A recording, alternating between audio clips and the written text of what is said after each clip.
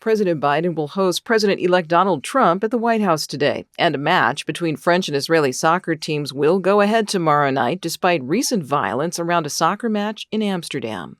Good morning, I'm Corva Coleman from NPR News, and here are today's top stories. President-elect Donald Trump will be visiting his past and future office today, the Oval Office.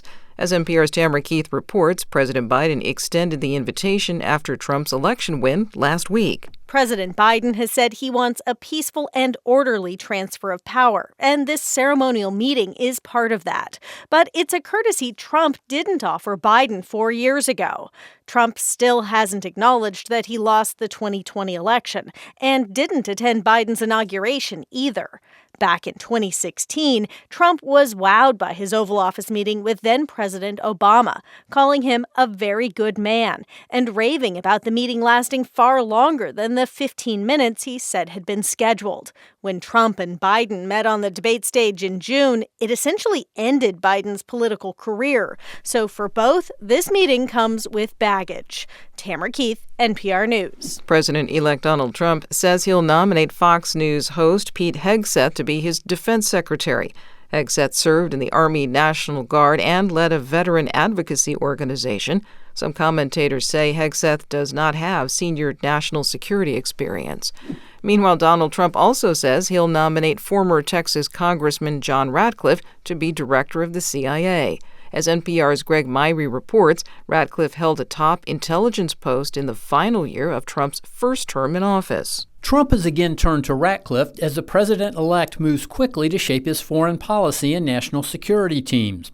Ratcliffe was considered one of the most conservative members of Congress and a staunch Trump loyalist when he was tapped to be director of national intelligence in 2020. Democrats said he lacked experience in national security and was chosen for his unwavering support for Trump. If Ratcliffe is confirmed, he'll be the first person who has served as both director of the CIA and director of national intelligence, which oversees all the intelligence agencies. Greg Myrie, NPR News, Washington. The French government says it will go ahead with a France-Israel soccer match tomorrow night, despite anti-Semitic violence around a recent match in Amsterdam. As NPR's Eleanor Beardsley reports, France has Europe's largest Jewish and Muslim communities. French officials have been vigilant in keeping the Israeli-Palestinian conflict from being exported to France. But French Interior Minister Bruno Retailleau said they cannot give in to threats of anti-Semitism.